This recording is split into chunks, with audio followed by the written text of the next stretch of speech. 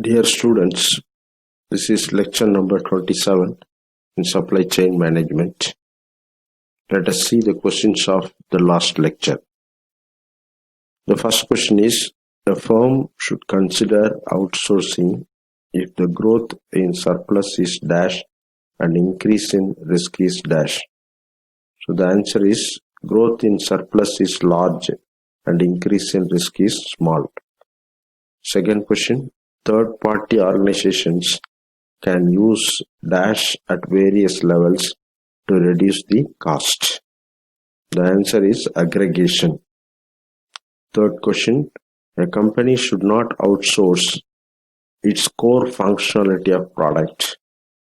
The statement is true or false. The answer is true, because if the company outsources its core functionality of the product, the risk is very high. Now, let us see the concept of third and fourth party logistics providers. A third party logistics, shortly it is written as 3PL, provider performs one or more of the logistics activities relating to the flow of product, information and funds that could be performed by the firm itself. That is, a third-party logistics provider will do any one of the logistics functionalities which is related to transportation or information or funds. Otherwise, the company has to do it itself. That is what the meaning of third-party logistics provider. So traditionally, the 3PLs, that is third-party logistics providers, will focus on particular functions such as transportation, warehousing, and information technology of the supply chain system. So they will concentrate on any one of these functionalities. Next, we will see fourth-party logistics provider. It is written as 4PL. A 4PL was first defined by Anderson Consulting. Now it is known as Accenture. An integrator that assembles the resources, capabilities, and technology of its own organization and other organizations to design, build, and run comprehensive supply chain solutions. So what is the difference between third-party logistics and fourth-party logistics is, the third-party logistics targets a particular functionality or one or more functionalities of the supply chain system. But the fourth-party logistics provider targets management of the entire process, which includes designing, fabricating or manufacturing or building and running the comprehensive supply chain solutions. So that is the difference between third-party logistics and a fourth-party logistics provider. Next, we see how to use the total cost to score and assess the suppliers. When making the outsourcing decisions or comparing suppliers, many companies or firms make a mistake of focusing only on the price and ignores the other factors which also affect the total cost of using that particular suppliers. So, firms should not compare the suppliers only based on by the quoted price. We have to consider other facts also. For example, each supplier has different replenishment lead times. That is, each supplier will take different periods or durations to deliver the product. Next one is, does it pay to select a more expensive supplier with a shorter lead time? Suppose if you find a supplier who can supply the products in shorter lead time, but they may be somewhat more expensive. So is it worth to select that kind of expensive supplier. Or consider suppliers that have different on-time performance. So you can choose different suppliers, those who have got different types of on-time performance. Another factor is the more reliable suppliers worth a few extra pennies it charges per piece. You find a supplier who is more reliable, but the problem is they charge somewhat higher than other suppliers. If it is worth, sometimes you can choose the reliable suppliers with some extra amount also. So in each of these examples, the price charged by the supplier is only one of the factors that affect the supply chain surplus. But when you want to score and assess the suppliers, we can include other factors also which affects the total cost, which is shown in the table in next slide.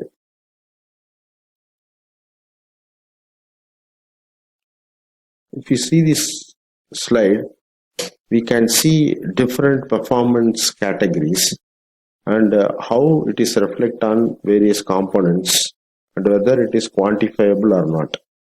For example, the price, supplier price, that is what the factor we include in comparing the suppliers. So price includes various components like labor, material, overhead, taxes, compliance cost. Is it quantifiable? Yes. So other than the supplier price, there are several concepts or facts like supplier terms. So terms in the meaning is what is a payment terms, how frequently we have to pay in a week or in a month, or a delivery frequency, minimum lot size, quantity discounts. So if you order the quantity in large, so what is the discount we can get it from the suppliers.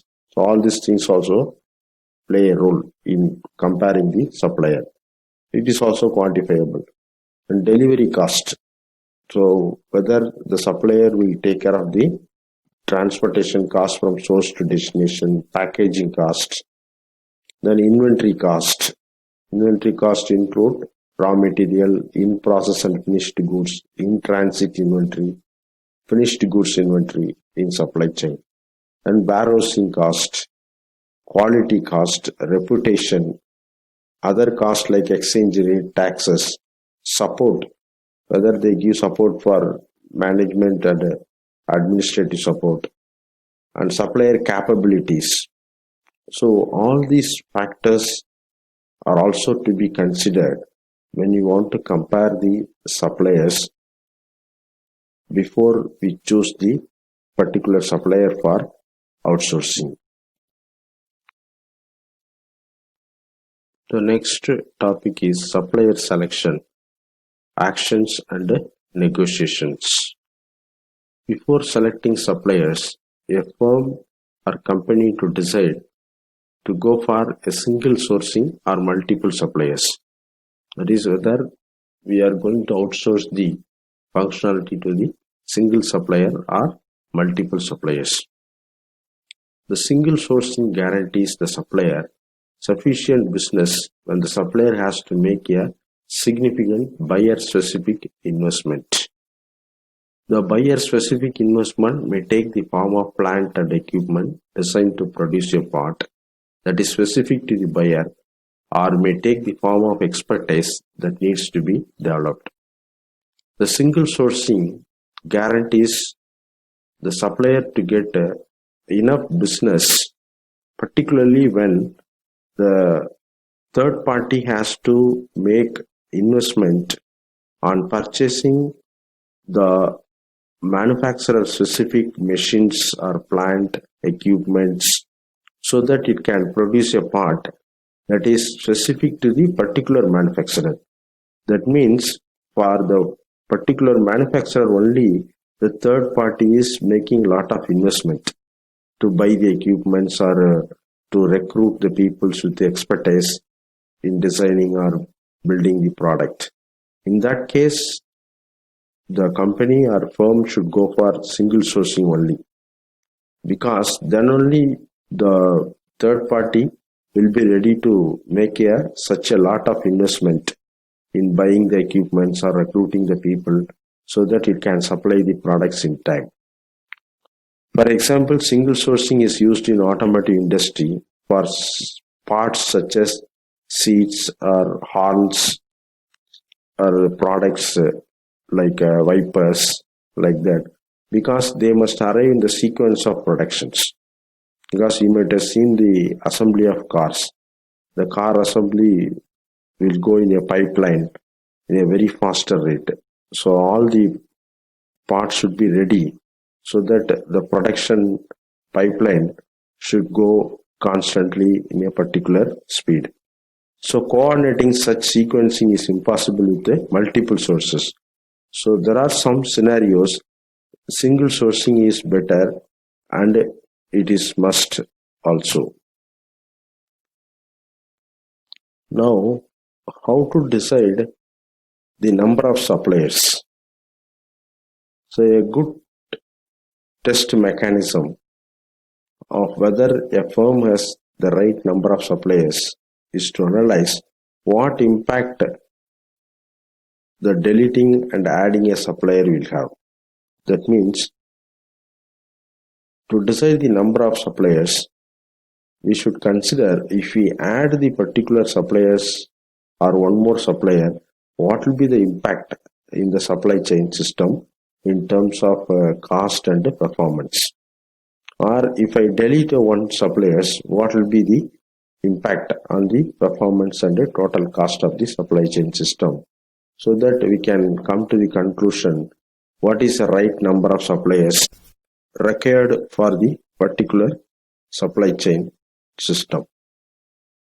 The selection of suppliers is done using a variety of mechanisms, including offline competitive bids, reverse action, or direct negotiations. We will be discussing the facts of these negotiations and actions later. So no matter what mechanism we use, supplier selection should be based on the total cost of the supplier. That is, we have to consider various factors, but we should not take decision just by comparing the price quoted by the supplier. Let us discuss actions in the supply chain. First, let us see what do you mean by action. As you all aware that action means public sale of goods or property, in which goods or property are sold to highest bidder. That means goods or properties are sold to the particular buyer who is ready to pay the highest price. Now let us see what is the purpose of actions in the context of supply chain system. In a supply chain system, we want to outsource a particular task or service to the third party. The task in terms of like transportation, warehousing, or supplying products or raw materials. So like that, we want to give it to the third party. So firms will look for the third party who is ready to execute the task or provide the service at the lowest cost. When outsourcing to a third party, firms or companies will obtain competitive bids from various suppliers.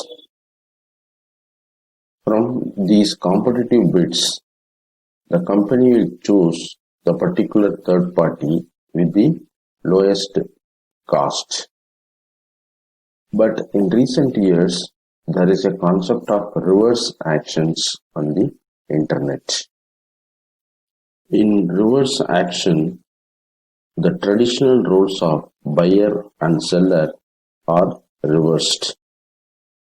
In an ordinary action, or otherwise known as forward action, buyers compete to get the goods or services by giving higher prices. But in contrast to that traditional action, in reverse action, the sellers compete to obtain business from the buyer, and prices will typically decrease as the sellers underbid each other. That is, they go on reducing the price. Competitive bids are a form of action in which bids are not revealed to the other bidders. That is, it is kept confidential. That is, the prices charged by individual third parties are kept confidential. It is not known to each other. In many supply chain settings, a buyer looks to outsource a supply chain function such as production or transportation or warehousing, etc. The first job is we should find out the potential suppliers. Potential supplier means those who have the capability to do the particular task or to deliver the particular service and having some experience in that field. So like that, we have to find out the suppliers who can perform the task. Potential suppliers are first qualified and then allowed to bid on how much they would charge to perform the function. So we should get the price fixed by the supplier. The qualification process is important because there are multiple attributes of performance that the buyers cares about. That means the qualification process is not only based on the price charged by the supplier. We have to consider multiple attributes which we have discussed already. For example, lead time, that is how much time they take to deliver the product, reputation of the suppliers. Like that, we have to consider many factors. So when conducting an action based on particularly unit price, because mostly action will be done based on the price only. But it is important for the buyer to specify the performance expectations along all dimensions other than price. So basically, action will be done only based on price. So when we qualify the suppliers, we should consider or we should inform the various performance expectations so that though the action is based on price, but we should take into account the performance factors of the particular supply chain process. Let us see the commonly used mechanisms for these actions. The first one is sealed bid first price actions. In this case, each potential supplier is required to submit a sealed bid for the contract by a specified time. That is, the deadline will be given maybe within 5 days, within 7 days, or on or before this date, like that. So each supplier will submit a sealed bid. That means price what they quote is specified and put into a sealed cover and submitted for further process. Then these bids are opened at a particular point of time and the contract will be assigned to the lowest bidder. This system is known as sealed bid first price action. The second one, English action. Here the actioneer, that is the actioneer means a person who conducts the action. He starts with a price and suppliers can make bids as long as each successive bid is lower than the previous bid. That is, the person who conducts the action will start with some particular price. After that, each supplier will announce their price which should be lower than the previous price. So the supplier with the last or lowest bid receives the contract. That is the supplier who is ready to take the job or take the task with the lowest cost will receive the contract. So what is the difference between first and second one? In the first one, each supplier will not know the price fixed by the other suppliers. But in this case, all suppliers will come to know the current lowest bid as the action unfolds. The third one is Dutch actions. Here, the actioneer, that is the person who conducts action, starts with a low price and then raises it slowly until one of the suppliers agrees to the contract at that price. The last one, second price or Vickrey actions. This concept was proposed by Columbia University professor William Vickrey, and so it is also called as Vickrey actions. In this method, each potential supplier submits a bid, that is, they quote a price. The contract is assigned to the lowest bidder, but at the price quoted by the second lowest bidder. Why they do so? This concept was proposed to safeguard the lowest bidder in terms of price. An important issue with the sealed bid first price action is what is known as winner's curse. Once selected based on sealed bids, the winner quickly realizes that it would have raised its bid slightly and still won the contract because other suppliers bid at very higher level. In this sense, winning the bid leads the winner to realize that it left some money on the table. That is, it lost the money because it would have given somewhat higher price but still won the contract. Now we see the basic principles of negotiation. What do you mean by negotiation? Negotiation means discussion aimed at reaching an agreement. So in some cases, third party will perform a given supply chain function has been identified. That is, we have identified the third party to do the supply chain function. And then the firm will enter into a negotiation to set the terms of the contract. So after identifying the third party, the firm will enter into a negotiation to fix the terms of the contract.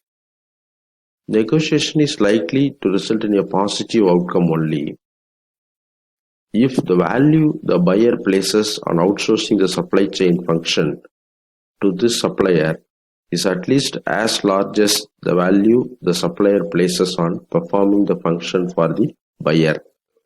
That is, in negotiation, it will result in positive outcome if the value of the buyer, that is, who wants to give the job to the third party, expects on the supply chain function is at least as equal to the value the supplier can provide on performing the function for the particular manufacturer or buyer.